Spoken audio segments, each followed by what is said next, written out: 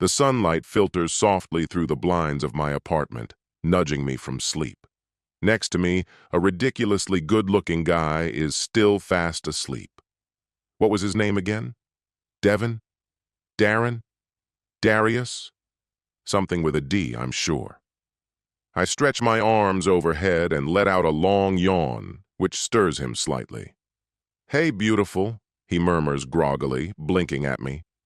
But seriously, what is his name? While he's in the shower, I casually snoop through his wallet and check his ID. Deshaun. That's it. I knew it started with a D. I tap his name and number into my phone under the definitely worth repeating list. Yeah, I'd like to see him again. I'm Jessica Johnson, 29, a stunner by anyone's standards, and currently thriving as an account manager at a tech company in Los Angeles. And no, I'm not just saying that. I really am stunning. Of all the men I entertain regularly, there's only one who doesn't qualify as a hot young thing. My company's COO, Mark Struthers. He's the one I meet with twice a month privately to keep my career moving upward. It's worked like a charm. Every step I've climbed on the corporate ladder, I've done in heels and strategy. My former boss, DJ Jarvis, Darren, can attest to that. He gave me 2 promotions, making me team leader before trying to slow me down. Mark took care of that roadblock by kicking DJ to the curb and promoting me to account manager instead. The deal? I swapped DJ for Mark in my rotation of influential connections.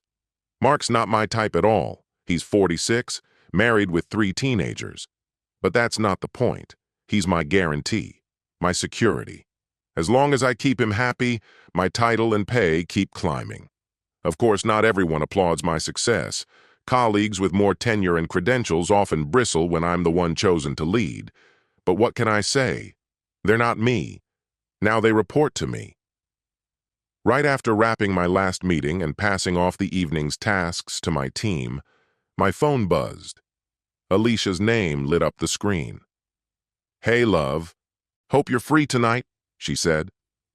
I shrugged, debating whether to call up one of the guys on my list. "Nothing set in stone. What's going on?" I asked. "There's this swanky party tonight. Big crowd, tons of wealthy men. Want to come scope out the hottest guys in LA and see who we can reel in?" Alicia laughed into the phone. "I'm in," I said instantly. "We going casual or full glam?" "Oh, baby, glamorous for sure," she replied. "You have to wear that sparkly red dress. I'm putting on my emerald green one." "We'll be taking names by the end of the night," she giggled. "Perfect. Text me the details and I'll be ready, gorgeous." Alicia Jackson is my ride or die. She's 28 and started out with me back in the early days. We met at our first job in LA, same company, same ambition. When that place went under, we stuck together and started over. That was the beginning of our friendship and our hustle.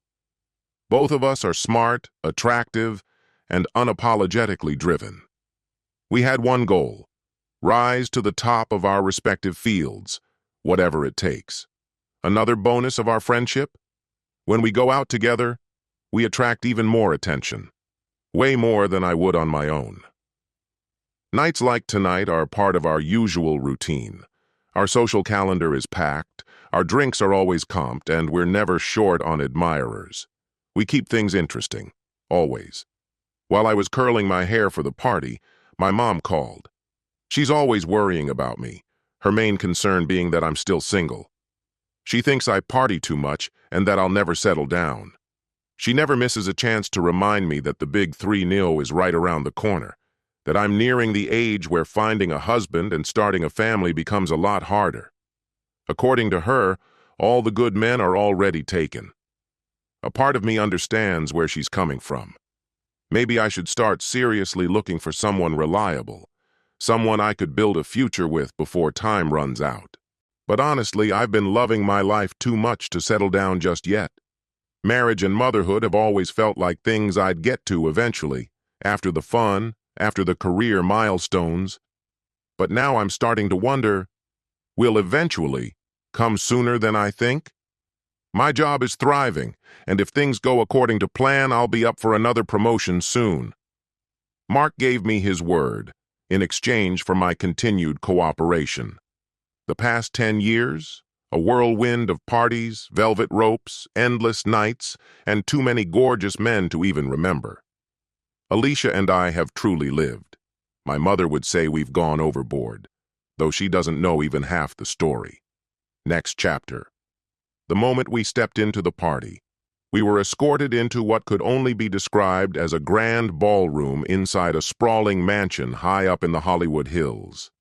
Alicia wasn't wrong. The place was full of attractive, successful men, though more than a few had wives or girlfriends in tow.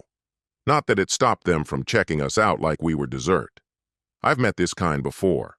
Give them the smallest opening, and they'd cheat on their partners without a second thought. I've lost track of how many times I've had some passionate, anonymous night with a guy who went home the next morning to a clueless girlfriend or wife. As we floated from group to group, sipping champagne and nibbling hors d'oeuvres, I already had a few promising prospects in mind for the after-party, until I spotted him, Mark Struthers, my boss. What the actual hell is he doing here? This was a problem, a big one. He was bound to come over, make small talk, maybe even try to parade me around like some kind of trophy. Please let his wife be here too, I thought, silently praying.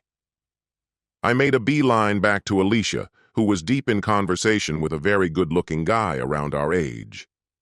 I gently tugged her away for a second. "Alicia," I whispered urgently, "what kind of party is this? I just saw my boss. The one I, hooked up with." Her eyes widened slightly. "Seriously? Is his wife here too? If she's around, you're safe. Otherwise, things could get awkward." "It's a fundraiser," she continued, casually sipping her drink. "Some indie film project looking to reel in investors. That's why I thought this would be a good hunting ground for us." I glanced back at Mark's group and felt a wave of relief. His wife had joined him. Thank God. I thought I might have to escape with him tonight, and that would have been a tragedy considering how many eligible men are here, I joked, laughing nervously. "Relax. We'll find someone better. But wait, is that your boss?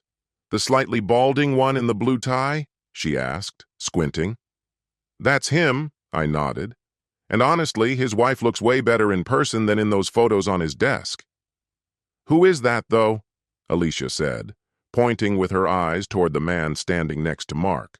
"That walking god." I followed her gaze, and yeah, she wasn't exaggerating. He was tall, early 30s, definitely fit, even in a tailored suit. The resemblance to Henry Cavill was uncanny. The hair, the jawline, the whole damn package. "I think I just found tonight's prize," I grinned. "No idea who he is, but I'm definitely finding out. Might even stay for breakfast." "Hey, no fair. I spotted him first," Alicia teased, feigning offense. "True, but I have the perfect in," I smirked. "Think you can run interference while I make a move?" "Oh, don't tell me. You want me to distract your boss," she said with mock horror. "What, flirt with him a little? Maybe make his wife jealous?" "Just play it cool," I begged. "All I need is a quick introduction and for him to back off after that." "Fine, but you owe me," she said with a sly grin as we approached Mark and his circle. "Well, this is unexpected," Mark said, raising an eyebrow as I walked up. "Didn't know you were into the film biz, Jessica." "We got invited by some friends," I replied smoothly. "I'm just as surprised to see you here, especially with your lovely wife," I respond as he offers a firm yet courteous handshake. "Yes, absolutely. This is my wife, Mary. And Mary, meet Jessica," Mark says warmly as he introduces us. "Jessica manages accounts for us." I return the courtesy, presenting Alicia to both Mark and his wife. My eyes then drift to the man beside Mark, anticipating an introduction. "Jessica, let me introduce you to Jack Batman," Mark says, catching my glance. "Our company works with him occasionally. If today's proposal goes through, we might collaborate more frequently. Jack, meet Jessica Johnson, one of the best on my team." Jack's large hand reaches out, and I accept it. There's something electric in the brief connection. A quiet jolt I wasn't expecting. Batman? Interesting name. Batman, huh? I say with a grin. You strike me more as a Superman. Do you have a thing for capes? He chuckles. Not really, but I've always liked the idea of wearing underwear on the outside. We both laugh. I'm still holding his hand longer than necessary, and reluctantly, I ease my fingers away, though I'd rather not. Alicia has already drawn Mark and Mary into a conversation. Her part of the social dance is done. Now it's mine. So, Mark mentioned there's a chance our companies might work together. What exactly do you do, Jack? I started out as a data engineer, Jack begins. Now I'm the CEO of a company I founded, Data Source. We're a small but efficient team based in LA, focused on data warehousing. We usually partner with larger firms like yours on major projects. We handle specialized tasks, and your team manages the rest. He pauses. Mark and I have teamed up before, though not in the entertainment sector. Crap. He's already familiar with Mark, hopefully only on a professional level. That sounds promising, I reply. I'd love the chance to work with you more directly. Same here. Are you new at the company? He asks. Last time I was involved, DJ was the account executive on your side. He was, I admit. I stepped up after he left. Fantastic. He knows DJ too. Now I'm hoping those two only kept things professional. If Jack's already heard of me, though, seducing him tonight might be less complicated than I expected. I see. Then congrats on the promotion, Jack says with a nod. You must be good at what you do. Let's not talk shop. I want to know more about you, I say, steering the conversation. Are you married? Have any kids? Maybe a mini Batman or two saving Gotham in their spare time? He laughs at that. Nope. Right now Gotham's only got one vigilante, me. No Vicky Vale in your life either? I tease. No Vicky Vale, not even a Jessica Johnson, he replies, his eyes meeting mine. What about you? Are you single? I am. Still waiting on the right superhero to come along, I say playfully. Batman hasn't crossed my path until now. Jack's smile widens, and the warmth in his expression lingers. We stay locked in easy conversation for another 10 minutes, until Mark eventually steps in and interrupts. Alicia and I excuse ourselves and slip away to the bathroom, ostensibly to freshen up. As soon as we're inside the spacious restroom, Alicia turns to me eagerly. Well, what's the verdict? Is there a spark? Are we already talking post-hookup breakfast plans? I laugh softly, leaning against the counter. How is he? He's nice, really nice, but I don't think he's quite ready. Oh no, Alicia groans. One of those types, the ones hunting for a wife. She grins, clearly amused. Maybe you're right, I finally admit. It's been ages since I've just spent time with a guy. Do you think he's actually looking for something real?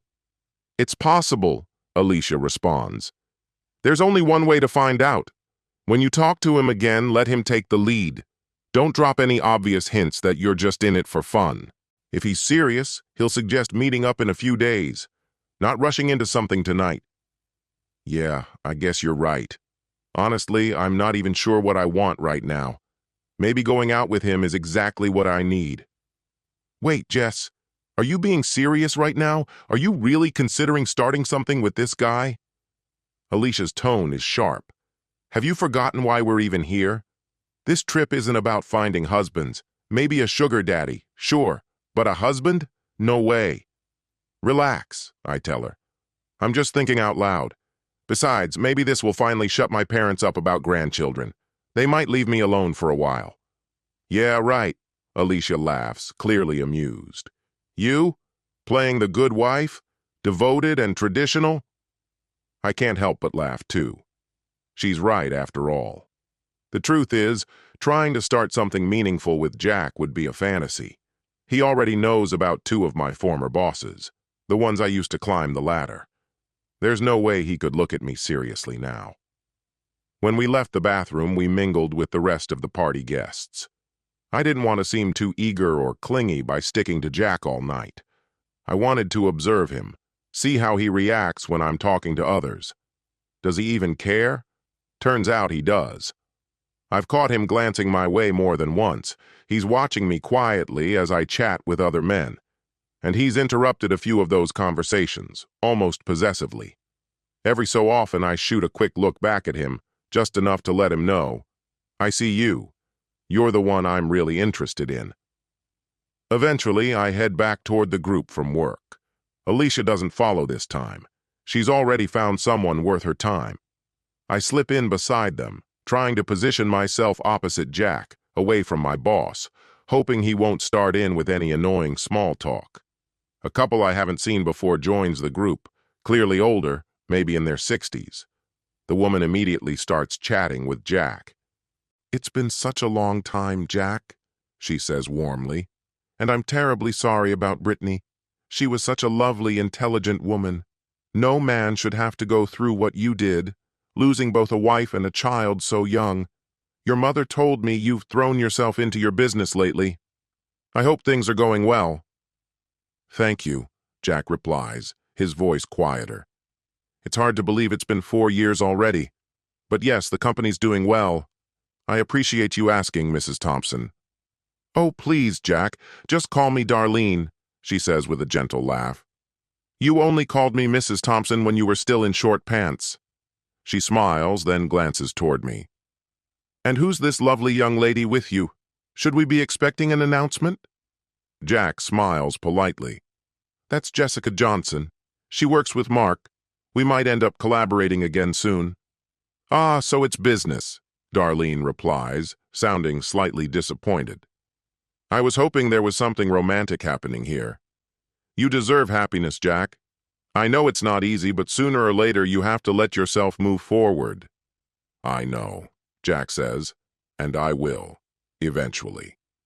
With that, Darlene and her husband, Tom, turn their attention to Mark and his wife, clearly familiar with them too.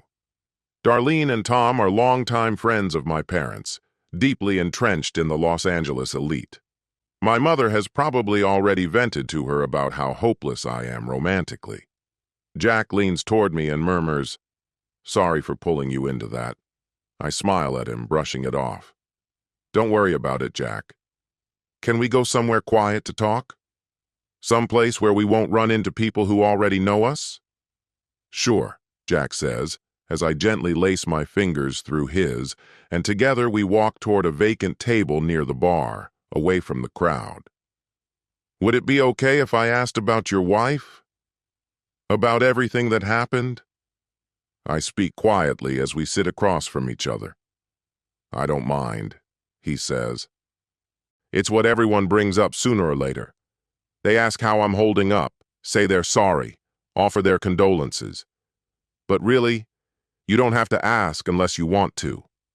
He exhales slowly. "My wife was Dr. Brittany Batman, a pediatrician in LA. We'd been married for 3 years when we decided to have a baby.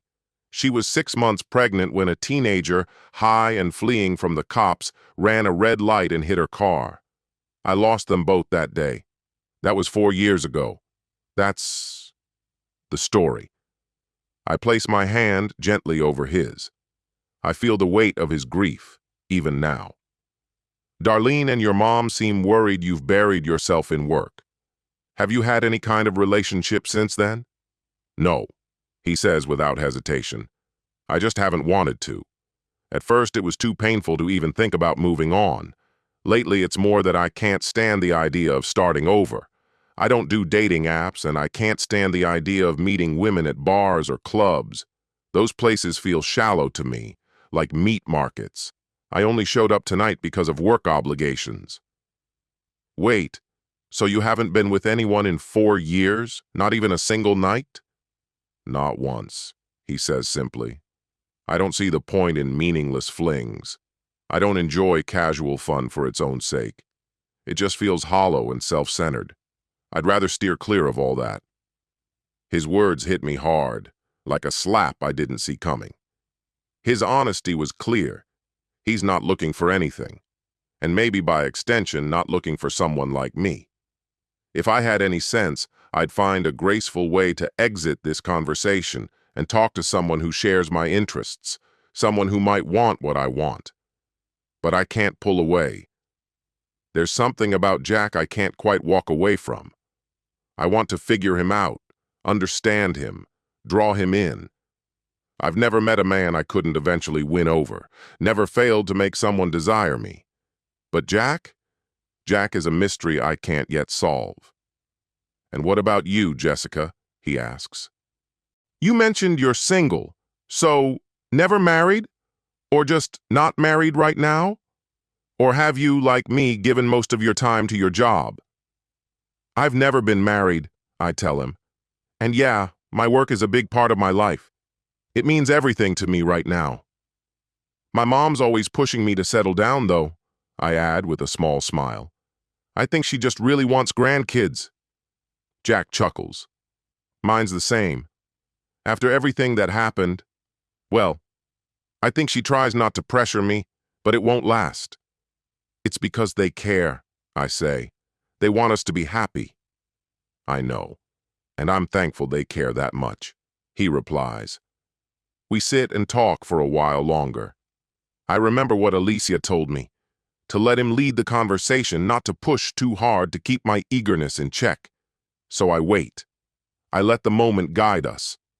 But nothing happens. A quiet frustration starts to build in me. Maybe he really isn't interested. Maybe I'm wasting my time. I can't tell if I'm irritated or intrigued. Maybe a little of both. It was nice talking to you, Jessica, he says suddenly. But I've got an early morning ahead, so I should get going. I'd like to do this again sometime, though. Chat again, I mean. If you're up for it. There's an awkward pause before he adds, Yeah, let me give you my number. Call me, Jack. I'd like that, I say. I give him mine, too. Now I'm just standing there unsure.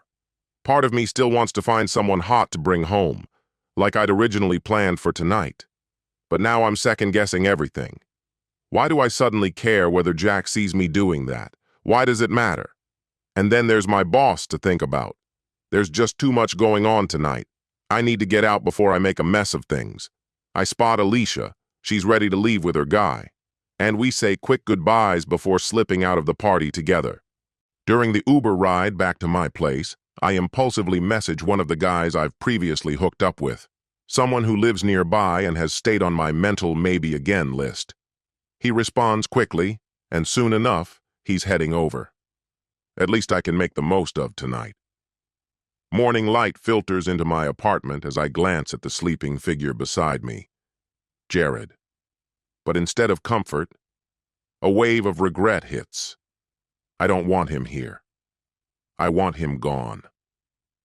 Once he's out the door, I step into the shower, letting the hot water scald my skin in hopes of washing away the shame I can't seem to shake. Last night felt different. I can't remember ever waking up with this heavy pit in my stomach. What's happening to me? And then, I know, it's Jack. He's the reason. Screw that. I won't let anyone make me feel small. I've never been the type to bow to a man, and I'm not about to start now. I should move on, and I do my best to do just that. Over the next several days, I throw myself into work, burying any lingering thoughts of Jack deep beneath a growing pile of tasks. Still, every now and then, I catch myself glancing at my phone, wondering if he'll ever reach out. Just as I think I'm starting to move forward, fate pulls the rug out from under me.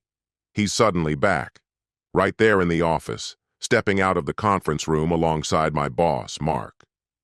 "Oh, Jessica, perfect timing," Mark says, gesturing toward Jack. "Could you be a star and give Jack a quick tour of the place? Introduce him around to the team?" It's more of an instruction than a request. "Of course," I reply, masking my unease. I never expected seeing Jack again to throw me off like this. The flutter in my chest, the sudden brightness in the room. What the hell is going on with me? "Jessica, you look amazing," Jack says as Mark walks away. "I was hoping I'd run into you." Thanks, I say, still trying to steady my thoughts. So what's going on? Why the meeting with Mark? And why am I suddenly your tour guide? Or is that confidential? No secrets, Jack replies. That project from the party? It's moving forward. Our company's signed off on it. We'll be working together closely prior for the next year, maybe longer. Well, that's exciting, I say, regaining a bit of composure. Come on, then. Let's get you introduced. And maybe afterward we can grab a coffee? I'd really like that, he says. I've actually been thinking about you since the party. Oh, really? I raise an eyebrow. Funny. No calls, no texts, just thoughts? Should I have? He asks, half laughing, a bit sheepish. Honestly, I've been out of the dating scene so long I wasn't sure what the right move was. It's not complicated, I tell him with a small smile. If you like someone, you reach out. That's it. I guess I was worried I'd come on too strong, he admits. Let me make it up to you. How about dinner? My treat. I accept, I say, my tone playful as we approach the first team member's office. And I'm holding you to it. After a whirlwind of introductions that spans the next hour, we finally step out and head to the coffee shop just down the street for a bit of quiet. I still don't know exactly what I want from this, from him, but the more time I spend in Jack's presence, the more I find myself wanting more than just another night. This feeling, it's so unlike me. Thanks for walking me through the office this morning, Jack says as we settle in at a small table, warm drinks in hand. I really appreciate it. It was honestly no trouble. I'm glad we had the chance to catch up, I say sincerely. There's a beat of silence. Jack looks at me, then down into his coffee as if trying to find the right words in its depths. I can feel it. Something's on the tip of his tongue. And truth be told, my mind isn't exactly clear either. Everything feels scrambled, uncertain. Could I actually be falling for this man? Finally, Jack looks up. Jessica, he says slowly, you're the first woman I've truly been drawn to since my wife. He pauses. It's complicated. I want to get to know you more, Jack began, his voice low and hesitant. But every time I think about it, I feel like I'm betraying my wife by even having these feelings. He offered a small, apologetic smile. I realize how strange that must sound. She passed away 4 years ago. Still, it's hard to shake the guilt. I think I understand, I said quietly. You must have loved her deeply. I did, he nodded. She was my first true love. We met in college and hit it off right away. Everything before her, those high school flings, they were just kids playing pretend. Just about hormones, not love. He paused for a breath, his eyes locked on mine. I'm not here chasing something shallow, Jessica. I guess I'm opening up like this because I want something meaningful with you. Something real. Is that what you want too? Or am I laying it on too thick? His words gave me pause. Normally I'm calm and self-assured around men, but this was different. I didn't expect him to be so upfront, so serious right away. He wasn't playing games. He wanted something real, and it felt like I was back in high school again, nervously wondering if I could keep up with someone older and more grounded. Was I ready for that? Was I truly prepared to try something real, something I've never had? You're not scaring me away, Jack, I replied, steadying my voice. If you're ready to take a chance, I'd like to try too. He simply gave me a nod, sipping his coffee again. I couldn't tell what he was thinking, and all I could do was wonder, what exactly am I getting myself into? I owe you that dinner I promised, he said. Would tomorrow night work? I could pick you up at 8. Just send me your address. 8 is perfect. I'll text it to you, I answered with a smile. I couldn't stop smiling after that. I felt light, giddy almost, happy in a way I didn't expect. We stayed and talked for a while longer before I had to head back to the office for another meeting. The more I spoke with Jack, the more relaxed I felt. I realized it was because I wasn't trying to impress him or seduce him. I was actually interested in what he had to say. I cared about the conversation more than his looks. My mother would have been proud of me. Later that evening at the club with Alicia, I told her about my upcoming date with Jack. She looked concerned, giving me that worried friend stare. She warned me that guys like Jack don't settle down with women like us. She said the idea of a perfect romance was just a fantasy, and if Jack ever learned about my past, he'd walk away. We argued. I told her things were different now. Women like us, we deserve the life we want, with love and marriage and everything in between. We shouldn't have to deny ourselves just because of where we came from. Alicia just laughed it off, called me naive. Maybe she's right. But for the first time, I actually want it all. And that desire starts with the man I danced with tonight. Marcus. Handsome, athletic, fun. But tomorrow, I'll focus on Jack. Next chapter. When I stepped outside the next evening, I saw Jack waiting at the curb, standing next to a sleek black Audi. He looked like he belonged in a magazine, dressed in a tailored suit, effortlessly cool. Now that's more like it. He drove us to an exclusive, hidden-away restaurant in Beverly Hills. I was amazed he managed to secure a reservation on such short notice. As we walked in, the maitre d' greeted him by name and led us straight to our table. No wait, no questions. My curiosity flared. "He knew your name," I said, settling into my seat. "And getting us in here can't have been easy. What's the story, Jack?" He smiled modestly. "Let's just say my family has a few connections. Big connections, it seems. Maybe. But that doesn't mean I'm anything special," he added. "Just fortunate." "So what do your parents do? Are they, like, Hollywood royalty?" Jack laughed. "Something like that. My dad was one of those powerful agents, the kind who could get anyone anything. He's retired now. My mom, she was a well-known actress back in her day." "Really?" I said, impressed. "And you didn't go into the business yourself? You've definitely got the looks for it." He grinned. "Thanks, Jessica." "I'm serious. You've got that movie star thing going on. I can totally picture you saving the galaxy, shirtless and heroic." He chuckled, and I smiled wider, knowing this evening was just the beginning of something unexpected. "Absolutely not. I have zero desire to be an actor or get involved in filmmaking.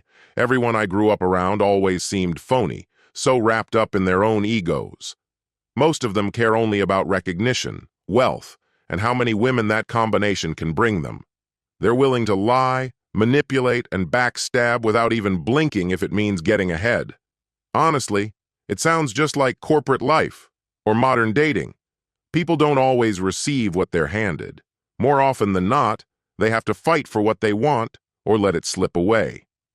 I respond, "What happens to their self-respect once they've made it?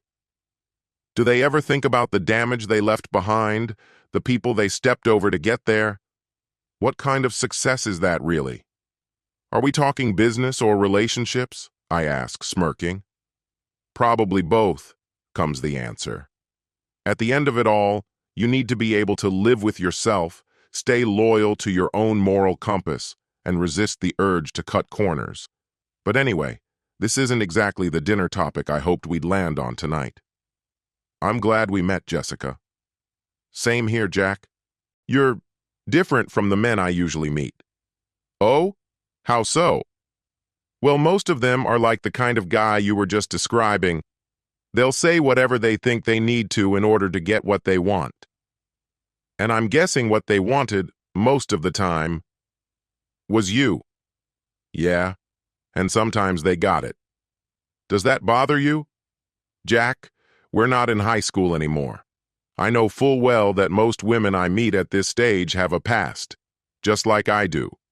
As long as they haven't lost their sense of self in the process, I can't really judge. And me? Do you think I've held on to mine? I'm not sure how to answer that. To be honest, I've used the men I've been with as much as they've used me. No one ever coerced me. and I never did anything I wasn't okay with. I may have shut off emotionally at times, but that was a deliberate choice, and one I made with full awareness. Whether Jack would agree if he knew the full story, I don't know. But yes, I still believe I have my dignity. Here's to fresh starts, I say, lifting my wine glass toward him. Dinner was amazing. I really hope he brings me back here often. A girl could definitely get used to this kind of treatment.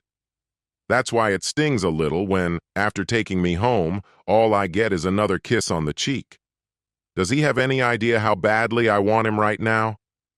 Still, I do my best to play it cool, to match his slow pace. But the moment Jack drives off, I pull out my phone and text Dwayne, asking him to come over and give me exactly what I'm craving. Half an hour later, Dwayne shows up and does just that. So how long is Jack planning to make me wait? He calls the next day while I'm at work, asking if I'm free for a date on Friday night. Of course I say yes, but Fridays and Saturdays are usually reserved for Alicia and me. She won't be thrilled when I tell her. Alicia presses me about it again, asking if I'm really serious about Jack. I promise her we'll still go out on Thursdays and Saturdays instead. Come Friday, Jack takes me out to dinner and a comedy club.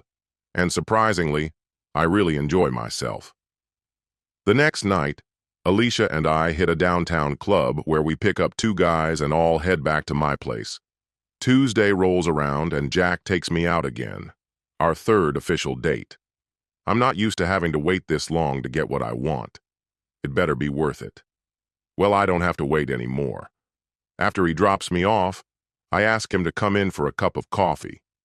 And later, we end up at my place. Based on tonight, I know I'll keep seeing other men even while I date Jack. A girl has her needs, after all. On Wednesday night, Alicia and I attend yet another upscale party. And once again, we're both out there, hunting. After a long stretch of dancing with a gorgeous guy named Troy, I decide it's time to take a breather.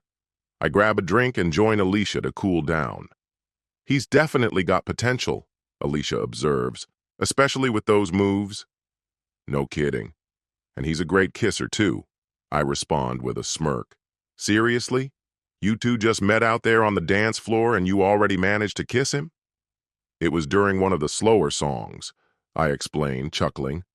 I just wanted him to get a hint of what tonight might hold. I even copped a feel. Let's just say, he's working with something decent. Alicia laughs.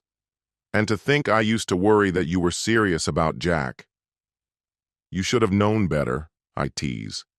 Besides, Jack and I finally hooked up last night.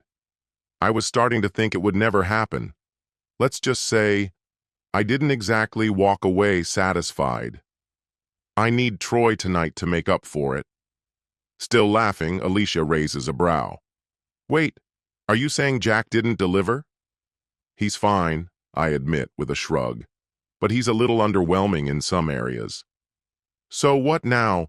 Are you going to keep seeing him or is this it? She asks. Not sure yet. I guess it depends on whether Jack wants to go out again. I actually enjoy being around him. He's sweet, thoughtful, smart, and not to mention loaded. If I were shopping for a husband, he'd be high on the list. Alicia rolls her eyes. Well, if you do marry him, you'll have to deal with his shortcomings. Who says I have to sacrifice anything? I counter.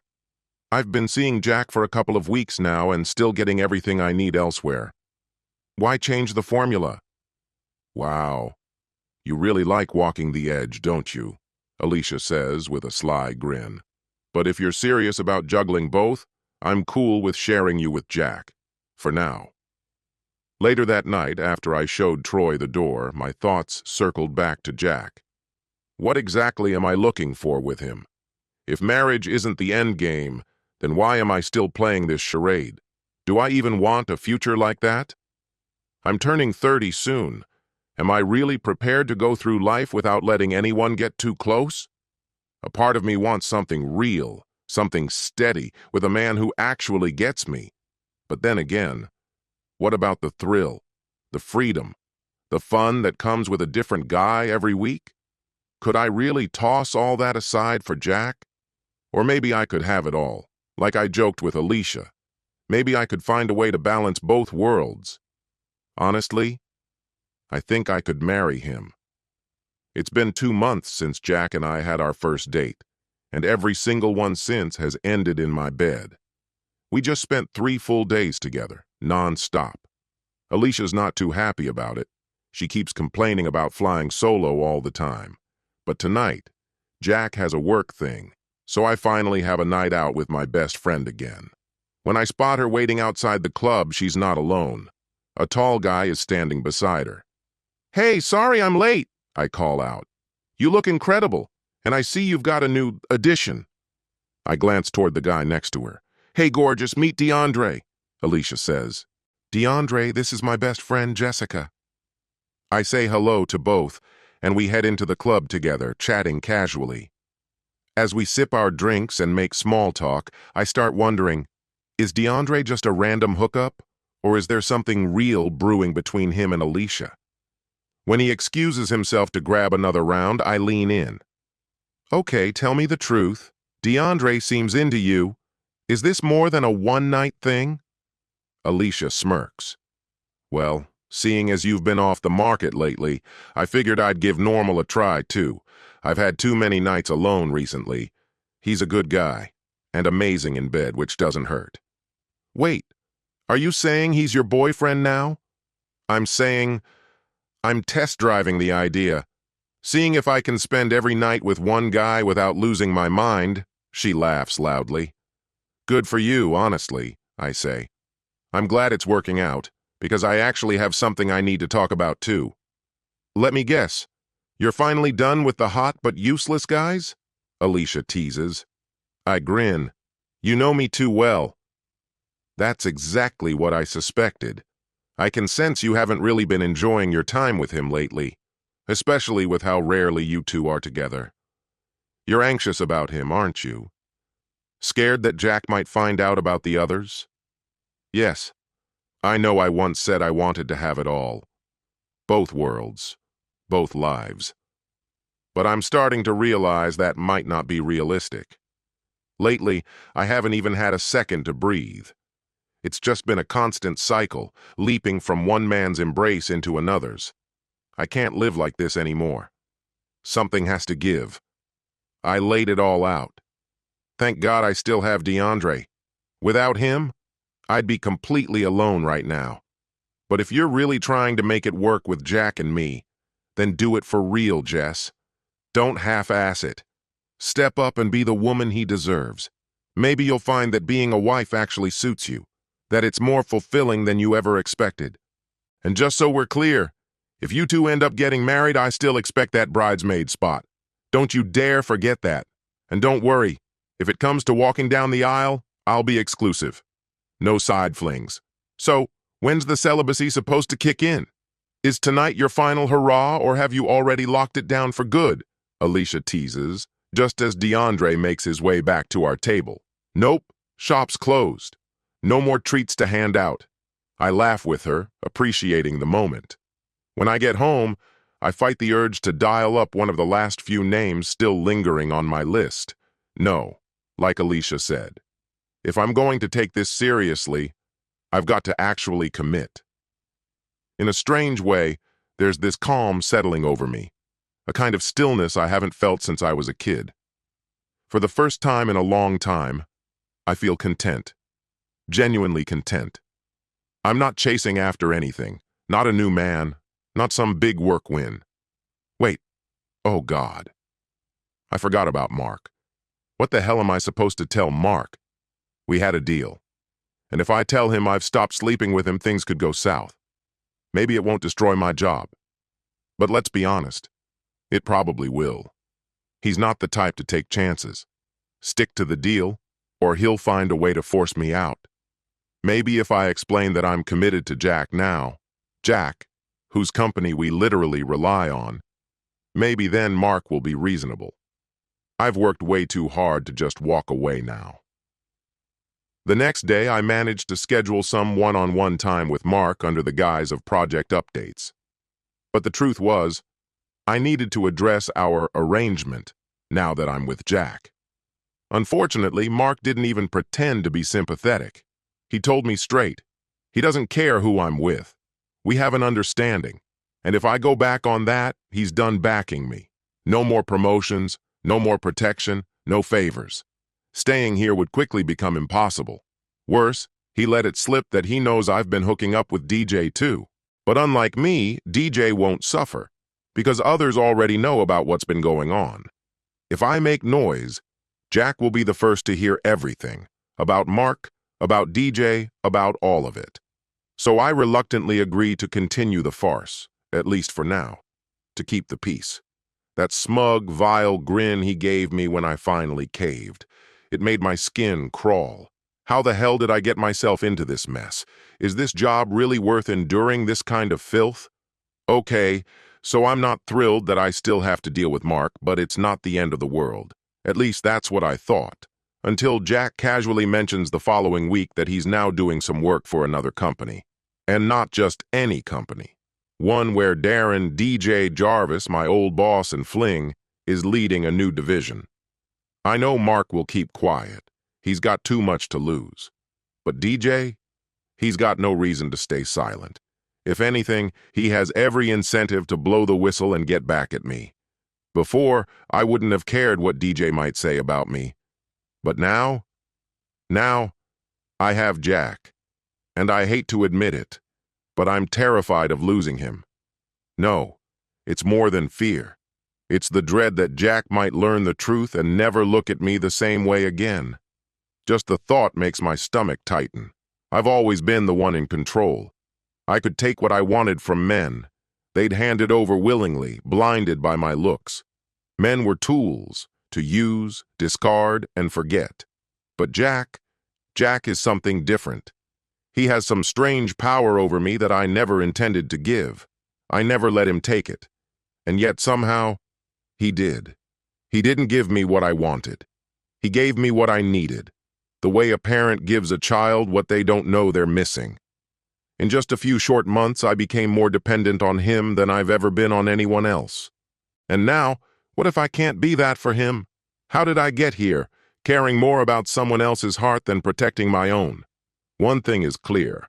I need to stay one step ahead of DJ before he has the chance to say anything to Jack once he figures out we're a couple. Friday night finds us once again at a cozy, upscale spot in Beverly Hills. By now, I'm so at ease with Jack, it's hard to imagine what life was like before he became part of mine. So, how's work been this week? Nothing chaotic or unexpected, I hope? I ask, scanning the menu as we decide what to eat. No, everything's been pretty smooth, Jack replies. I spent most of today working with DJ, your ex-boss. My heart skips a beat. He gave me this odd look when I mentioned we were dating, Jack continues. Didn't say a word, but I could tell he had something on his mind. Is there something between you two I should know about? I take a breath. Honestly, I've been meaning to talk to you about him for a while now. It's just a hard thing to bring up. Jack places his menu down, about to press for more when the waiter returns. We give our orders, and once the waiter walks away, Jack arches an eyebrow, silently urging me to continue. I used to be involved with DJ, I say carefully. We were in a relationship of sorts, slept together a few times. Jack stares at me, and the look on his face sends a chill through me. You slept with your boss? He asks, disbelief on his face. Yes, I admit quickly, but it's not what you think. At the time, he made it seem like he was helping me professionally, said he wanted to mentor me. I think he exploited that, and I didn't realize until afterward how wrong it was. So what happened? I ended things with him, told him I didn't want to continue. That's when things got ugly. He'd already helped me get a promotion, and suddenly I felt like it was transactional, like I'd been rewarded for sleeping with him.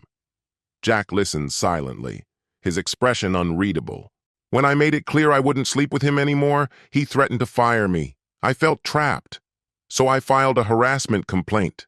HR got involved, and he was terminated. Damn. Jack mutters. And this never came up? Not even when I told you I'd be working with him again? There's nothing else I'm hiding, I swear, I say quickly. It's just not something that comes up naturally in conversation, and I'm not proud of it. Not of being involved with him, and not of having to take legal action afterward. If I had my way, I'd never speak his name again. But now that you're working with him, I know I should have told you sooner. I'm sorry.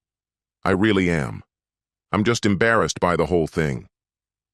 Jack takes a breath, then gives a small nod. Well, at least now I know. I can't imagine he's thrilled to see you with me, especially after being fired because of what he did. But I'm not blaming you. He crossed a line. That was on him. I appreciate you saying that, I reply softly. Can we try to move past it now? I'd rather pretend DJ never existed. He nods again just as our meals arrive and the tension begins to ease. Our conversation shifts to lighter topics, and my thoughts drift to dessert, though not the kind served in the restaurant. I'm thinking about the kind we'll enjoy back at home. Jessica, Jack says as we near the end of our meal, there's something I've been wanting to ask. Depends, I tease with a grin. Is it going to involve handcuffs? He laughs. Only if you want it to. No, seriously, I've got a few meetings in New York next Friday, and I was wondering if you'd want to come with me. We could turn it into a mini getaway. I smile. That sounds amazing. You mean just for the weekend? We'd fly out Thursday, he says. But I was hoping we could stay through Tuesday, if that works for you.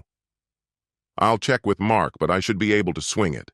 It's been forever since I've had a proper break, I say. And I've actually never been to New York.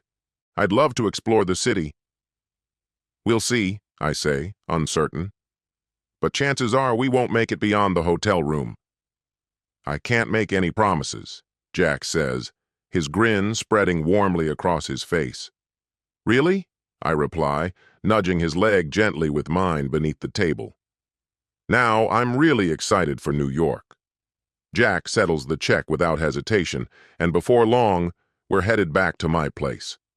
With each passing day, Jack fills more of the space I didn't realize was empty. It amazes me how much he's transformed me since we started seeing each other. We're staying in a luxurious hotel right in the heart of Midtown Manhattan, and between the comfort of the room and the allure of the city, we find time to explore. Sunday mornings are for quaint cafes and hot coffee, and every time Jack's near, I catch myself smiling without even trying. But there's been a thought I can't seem to shake these past few days in New York. It's dawning on me slowly but surely. I want Jack to propose. It's more than just a vague idea now. I genuinely want this. Deeply. Desperately. What's on your mind? Jack's voice snaps me out of my reverie. Sorry, I say, blinking. I was completely lost in thought. So what were you thinking about? Just how surreal it feels to be here with you, I say. How I'm almost 30, and a little mad at myself for waiting this long to let happiness in. How I can't imagine what life would even be like without you anymore. I know the feeling, Jack replies. After losing my wife and child, I never imagined I'd ever find happiness again. But then you came along.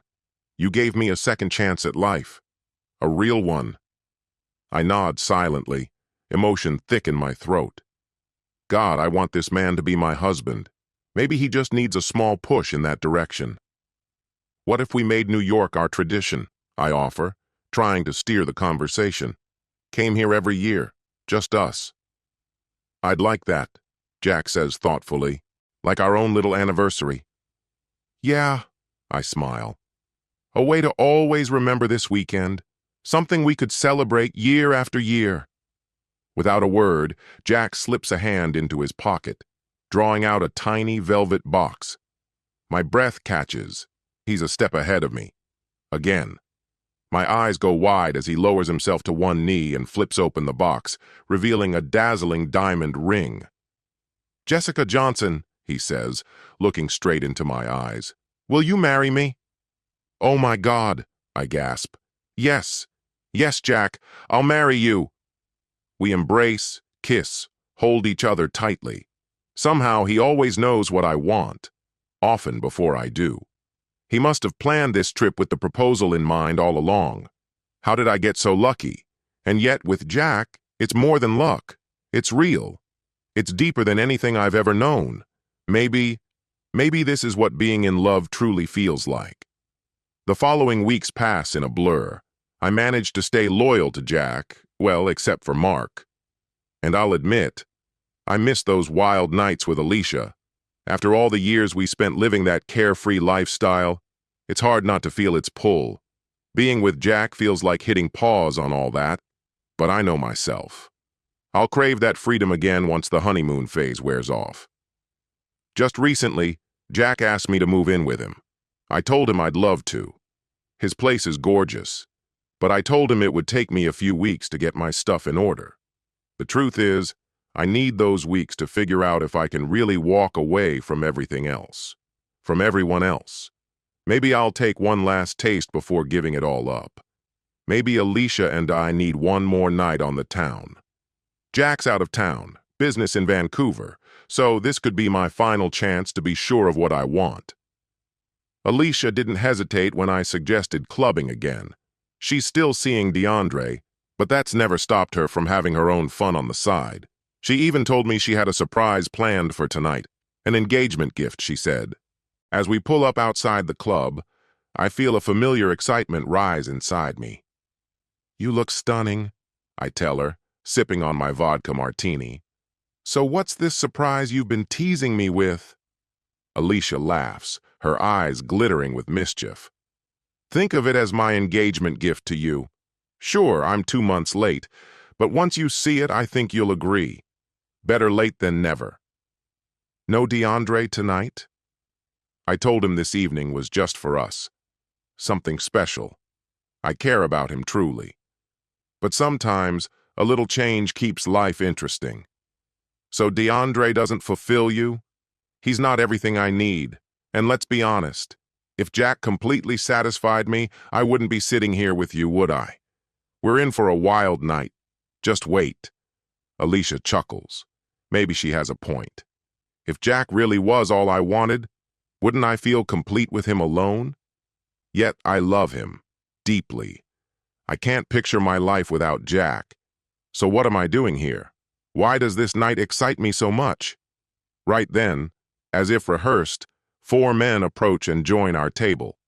They kiss Alicia on the cheek, one by one, before turning to greet me. Jessica, meet your engagement presents, Alicia says with a sly smile. They're not just here for tonight. They're here to make sure it's a night to remember. I'm so happy for you and Jack, she adds. Let's celebrate, shall we? We take turns dancing with each guy, our laughter growing louder with each round of drinks. Eventually, we decide the real celebration should continue elsewhere. My apartment is a bit roomier than Alicia's, so we head there. I probably don't need to spell out what happened once we got inside. With just a few weeks left before I move in with Jack, I convince myself it's okay to keep seeing other men. I frame it as letting off steam, a way to tie up loose ends. Once I'm living with Jack, it'll stop. At least, that's what I tell myself. In fact, 3 of the guys I've slept with recently are still on my mental list of repeat encounters. After I moved in with Jack, it took some time for everything to settle. During that adjustment period, the thought of stepping out didn't even cross my mind. But that changed once I got a night alone with Alicia again. That evening, we picked up 2 incredibly good-looking guys at a club and ended up back at her place. It hit me then. I wasn't ready to give up my lovers. As much as I cherished Jack's love, I craved what these other men gave me too. I also started dropping hints to Jack about working at his firm, asking questions about his client management systems. He's made it clear he'd love for me to join his team, but doesn't want to upset Mark, since their companies still collaborate. I'll persuade him, eventually. But only after we're married. We're getting married in just 2 months. But before that, there's my upcoming 30th birthday, a milestone I'm not thrilled about. If I could stay in my 20s forever, Youthful, radiant, I would. Still, marrying someone as successful and handsome as Jack does help ease the dread. Alicia says she's planning something for the occasion, but it's strictly girls only. Jack shouldn't come. We'll have our own, much more private party. Next chapter. I arrive at a glamorous charity gala in Los Angeles, Jack looking like a dream beside me. It's an event sponsored by his company, and we're both dressed to perfection. Heads turn as we walk in. We're a power couple, successful, attractive, magnetic. We spend the first part of the night mingling, dancing, being admired. Then Jack gets pulled away by another CEO for a business conversation, leaving me alone with a group of elegant women. I don't recognize any of them.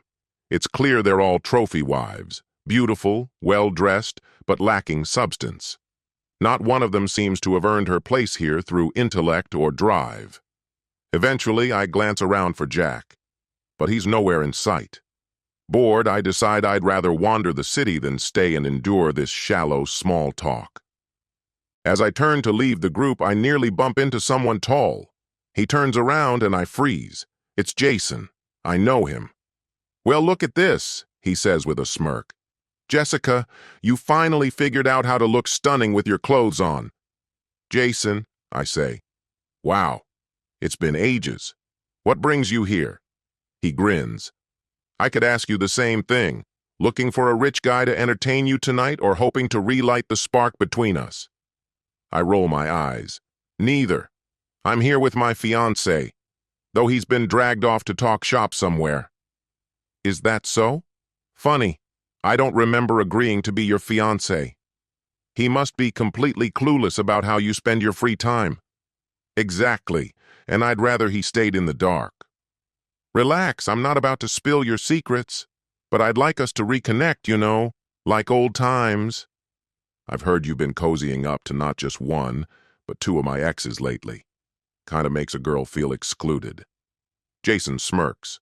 "I'm sure we can fix that oversight, just not this evening." "Fair enough," she replies.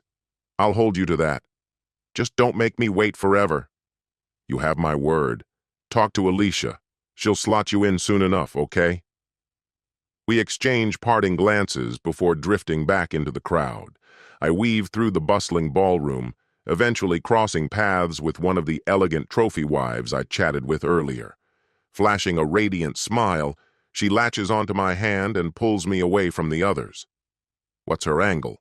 She leans in close, still smiling. "Let me be perfectly clear. Jason's off limits. Unless you want your dear Jack Batman to hear all about your extracurriculars. Every man, including Jason." Her tone is icy, though her face remains pleasant. I keep my composure and a social smile. "Excuse me, who exactly do you think you are?" "I'm someone who knows all about you, Jessica Johnson. No need for drama. As long as you back off Jason. He's mine. Find another plaything." "You're with Jason?" I ask, genuinely taken aback. "I thought you were just one of the polished wives waiting for your husband's return. If that's the case, he's all yours. I'm not trying to attract attention right now, not with Jack nearby." "Don't be ridiculous," she snaps, and I still can't place her face. "Who are you? How do you know about Jason and me? Did he tell you?" "Not at first. I saw you sneak out of that club with him and his crew.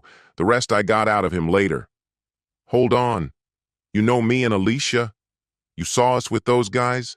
So what? You're one of those married women who go clubbing for fun. Still, how do you know our names?" "I already knew. We've met before. Not that you'd remember. But you definitely remember my husband. After all, you're the reason he lost his job." It clicks. "You're Tina Jarvis, the DJ's wife?" "That's right. You trashed his career and made my life a mess. So don't think I'll let you wreck what I have going with Jason." "Don't worry. Jason's all yours tonight. I know how lackluster DJ is in bed. That's got to be hard for you." I say this with a calm smile, still conscious of the eyes around us. "Don't you dare speak about my husband," Tina hisses, her control slipping. "Not after what you did to him, you cheap, power-hungry little whore." Conversation's over. Go crawl back to your sorry husband and be grateful I'm not taking Jason away from you too, I say sharply, ending it. I turn away, fuming that I have to deal with this petty drama. And then, just my luck, I spot Jack, deep in conversation with the DJ himself. Great. Can this night get any worse? Actually, yes. Because Tina saunters over to them, planting herself beside her husband, and the three of them start chatting like old friends.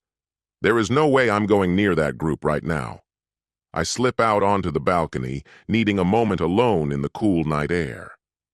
I try to settle my nerves, silently praying Tina's not foolish enough to blow up her own marriage just to spite me. So far, DJ hasn't said a word to Jack, or at least Jack hasn't shown any sign of it. I doubt DJ would want to confess our little history in front of Tina anyway. Maybe this isn't as disastrous as I feared. I stay outside for another 10 minutes, hoping the trio inside has drifted apart when a voice breaks the silence behind me. There you are again. Honestly, every time I see you, it's like I forget how to breathe. I turn slightly. Jason. He's beside me again, both of us gazing out over the moonlit gardens. Jason, so, you're here with Tina Jarvis? Or is she just your ride home tonight? Oh, Tina. Yeah, he says with a chuckle. Her husband invited me. Fancy party, huh? Wait, the DJ invited you? I ask, stunned. So he knows about you and Tina? Of course he does, Jason replies casually. My stomach drops. So both of them know about you and me, and right now they're talking to Jack.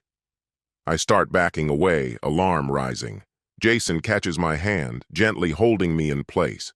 What's going on, Jessica? Jason, they despise me. Both of them. I cost her husband his job, and now she's convinced I'm trying to steal you from her too. If they say anything to Jack, I'm done for. But they wouldn't, would they? They seem decent, respectful. Besides, they've always treated me kindly. Still, Jason, I need a favor. Please, could you go talk to them, casually? Just listen in. Find out what they're discussing. Make sure it's not about me or us or Jack. Would you do that for me? I was nearly pleading by then. Jason nodded. Yeah, I can do that. But what if they are? What then? I had no answer. Follow me in a couple minutes, he said. If I catch your eye, I'll nod if everything's fine, or shake my head if it's not. Or maybe I'll just send a message. Yes, if they're talking about you, no if they're not.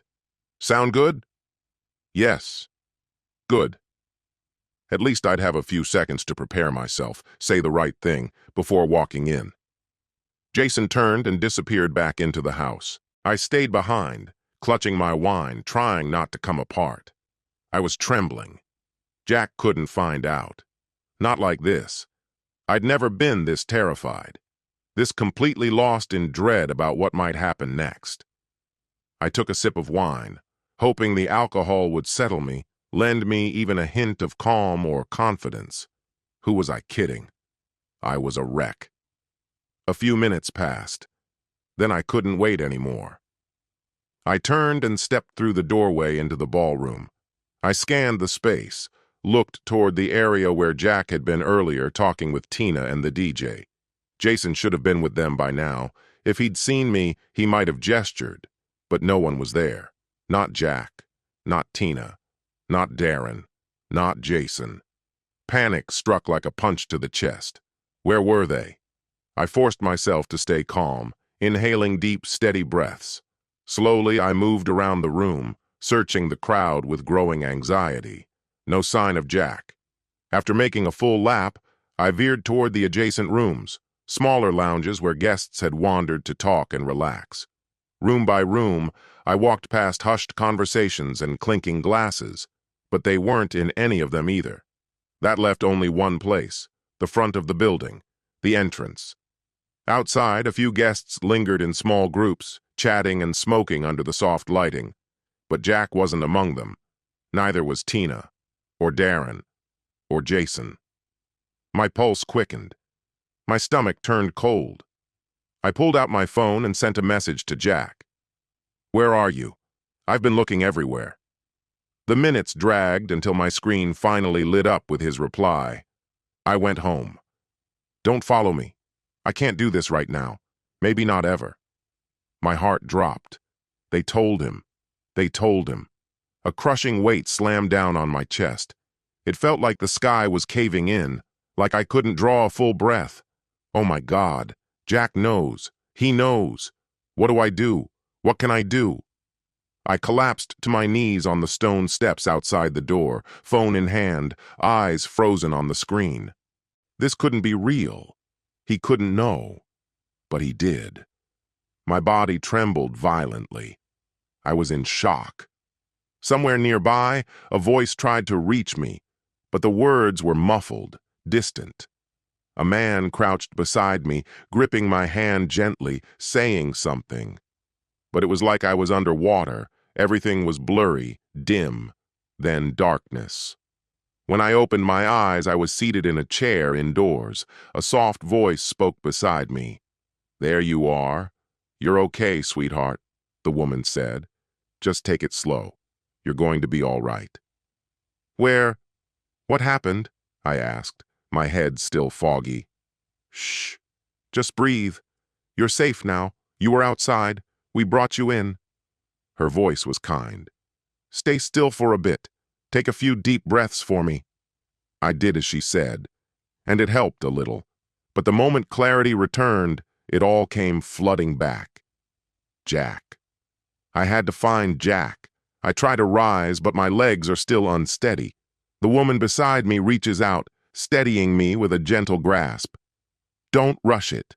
Take a moment," she says, her voice calm but firm. "We don't want another scare." "Another scare?" "I'm fine," I respond, brushing it off. "I just want to go home." She doesn't budge. "John, have Charles bring the car around," she instructs the man by the door. "I can just call an Uber," I insist, trying to regain some independence. "I won't allow that," she replies firmly. "You're Jessica, aren't you? Jack's fiancée? I'm Catherine. I have a charity gala tonight, but my driver, Charles, will take you home. I'm not about to hand you off to some stranger with you in this state. Just give him your address. He'll handle the rest." "All right," I say quietly. "And thank you for everything." Charles, the man she'd spoken to, escorts me out. In the car, my thoughts race as I try to piece together how to explain everything to Jack. I could lie, pretend the whole situation was made up, but I don't even know what they told him. My stomach turns. Just the thought of facing him makes me queasy. By the time we pull up, I'm shaking again. I thank Charles and step out, fumbling for my key in my purse. As I walk through the hallway and into the living room, my chest tightens. What am I going to say? He's not there. I head to the bedroom. Empty. I sit on the edge of the bed. Tears start spilling from my eyes, uninvited and unstoppable. I wipe them away and stand, heading toward the balcony. That's his spot. His place to think. And I've definitely given him a lot to think about. Sure enough, he's out there. His hands are covering his face, body still. When he lowers them, his eyes land on me. "I told you I wasn't ready to talk tonight," he says, his voice hard. "I know," I whisper. I walk over and sit at the far end of the bench. The space between us is wide. Literal, yes, but emotional too. "What did they tell you?" I ask in a hushed tone. "Enough," he says. That one word cuts deep. I stare down, searching for the right words, any words that might ease the hurt. "Why?" he finally asks. "Can you tell me what they said first?" I ask in return. "Oh, I see," he snaps. "So you can figure out what to deny, what to conveniently leave out?" My tears return, stronger now. I bury my face in my hands, sobbing. I have no clue how to fix this, how to make him believe I still love him. "I'm sorry, Jack." I manage through the sobs. "I'm so sorry. You've always been too good for me. I never deserved you." His reply is like a slap. "You're right. I'm just lucky I found out who you were before I married you." "I'll tell you everything," I plead. "Whatever you want to know. I know I hurt you. I know you're furious. But I do love you, Jack. I love you so much. Oh, really? He says bitterly. You loved me while sleeping with other men? With Jason, of all people? How many more? 4? Were there 4 at the same time? God, who are you? How did I fall for someone like you? Want to build a life with you? Start a family with you? Please don't say that, I beg. I'm not that woman anymore. You changed me. You're the first man I ever truly loved.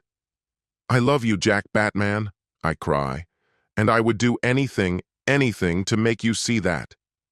There's nothing you can do, he says flatly. His words are final.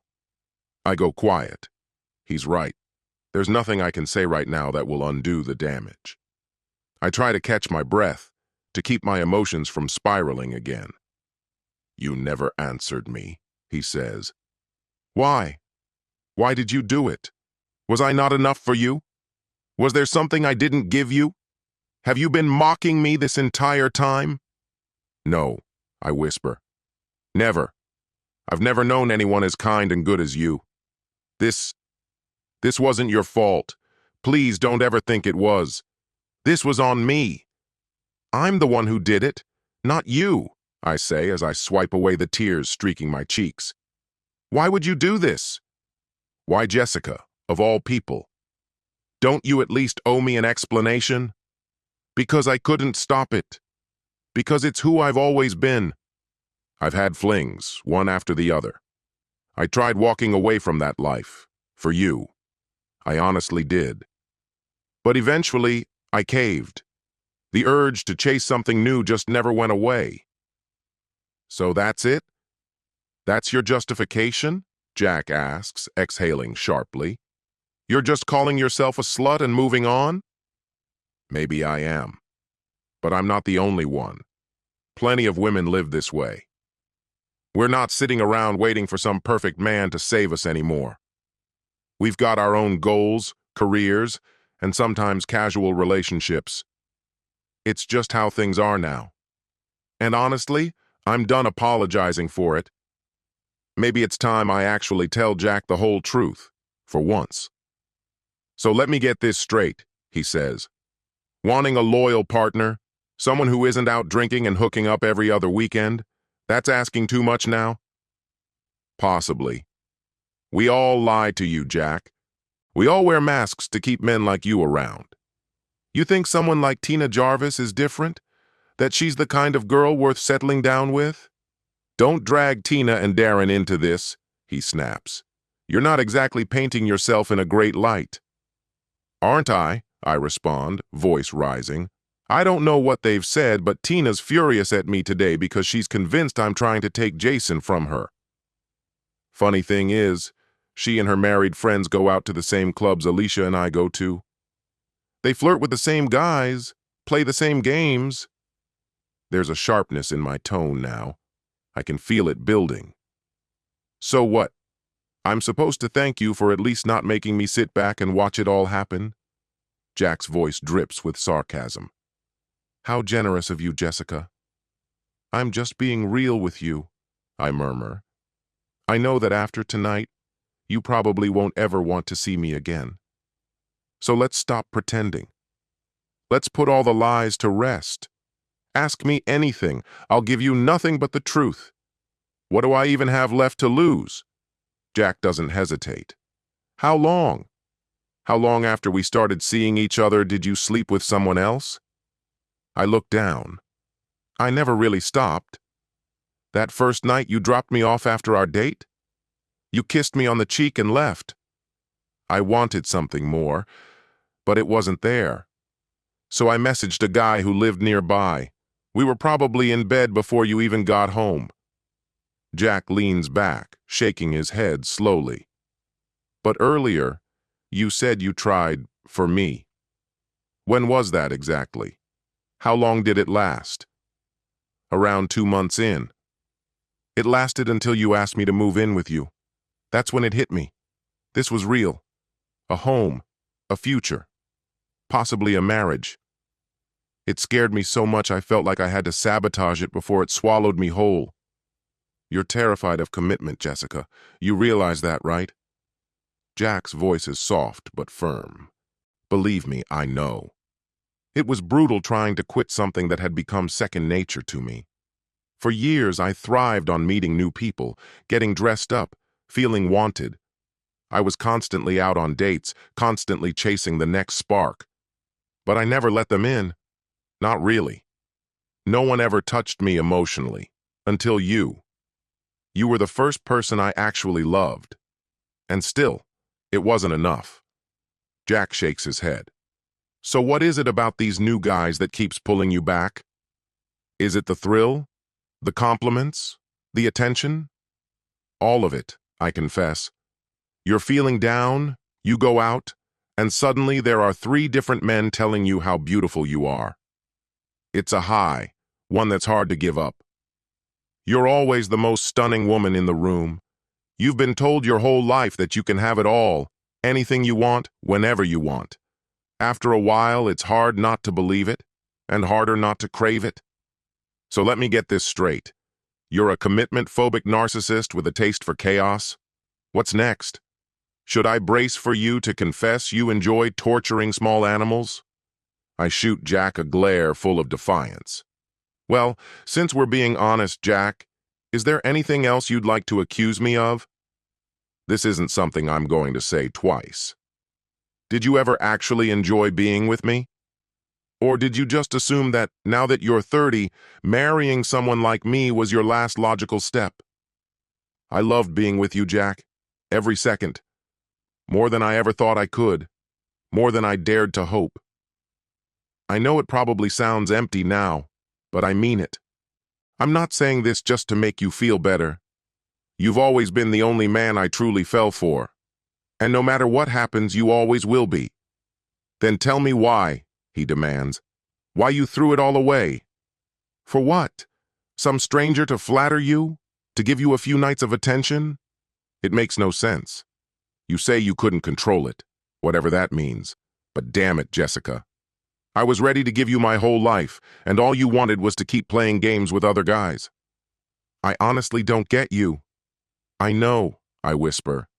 And if I could undo it, I would. I wish I never wanted any of that either. But I can't change it now.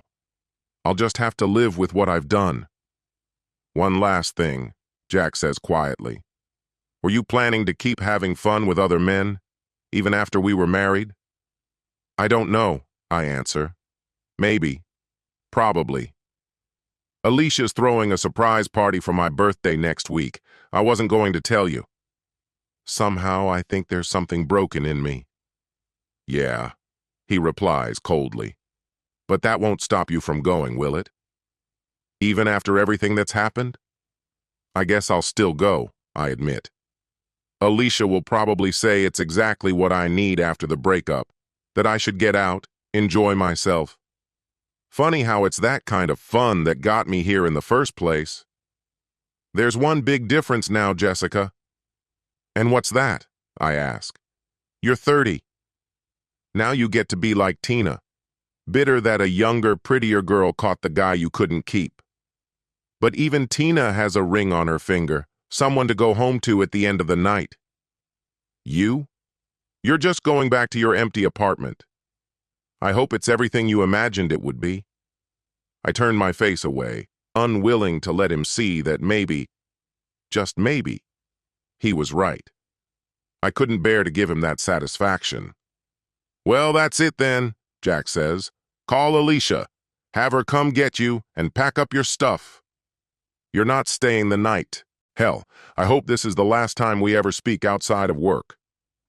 I got to my feet, glanced at him one last time, then stepped inside to send Alicia a message. And just like that, I walked out of Jack's life for the last time. Next chapter. My 30th birthday came, and yes, the party happened. There were guys there, of course there were. But even in the middle of it, and especially after, I felt deeply, achingly alone. I laughed, I danced, I smiled for pictures. But it all felt like a performance, one I'd done too many times before. Except now, something was different. I was beginning to see the truth. The world had lied to us. And worse, I'd been lying to myself for an entire decade, From the teachers in school to every movie, every Instagram caption, they all preach the same gospel. Be independent. Build your career. You don't need a man. You don't need children. You can have it all. But now I ask, where is that all they promised? Is dedicating my entire adult life to a company that doesn't want me married or pregnant really the dream? Is waking up alone at 30, no partner to hold, no children's laughter in the house, supposed to feel fulfilling? Is this it? Am I just one more woman desperately clinging to the illusion of youth, pretending I've got time, pretending I'm happy, while quietly sinking into loneliness? Is this what feminine power is supposed to feel like? Is this what earns me the title of girl boss? Maybe I should just buy a few cats and fully embrace the meme that my life has turned into. Even so, when I go out to clubs and meet these polished, hollow men, they still flatter me. They call me beautiful, brilliant, amazing. They'll say whatever it takes, just for that one thing. I used to mock women who dreamed of early marriages and quiet domestic lives, thought they were naive, pitiful even. I believed I was above all that, destined for more, for better. But I never got there. Not really. What I want more than anything now is to love Jack, and to be loved by him just as deeply. To build a life with him, start a family, raise children, and grow old together in peace. But that's never going to happen, no matter how desperately I wish for it. I miss him with a pain I never thought possible. I didn't realize how brutal it would be to go on without him. It took just one truly good man to upend everything I thought I knew, to reveal how deeply mistaken I'd been. I would walk away from every other man I've ever known if it meant having Jack back. But I know he won't return to me. And why should he? This is all on me. So much for having it all. If this is what that really meant, this emptiness, this aching loneliness, then I want no part of it. That's it. No more shiny distractions.